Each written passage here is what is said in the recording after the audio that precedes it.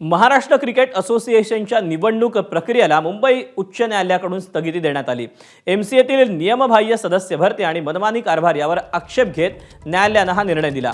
एमसीएचे अध्यक्ष आणि राष्ट्रवादी शरदचंद्र पवार पक्षाचे आमदार रोहित पवारांसाठी हा मोठा धक्का मानला जातोय। निवडणुकीआधी रोहित पवारांनी असोसिएशनची आजीव सदस्यांची संख्या 154 वरून 571 वर नेली।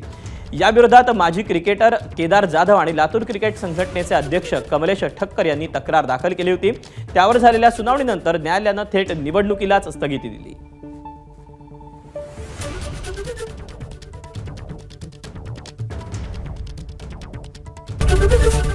एबीपी माझा, उघडा डोळे बघा नीट।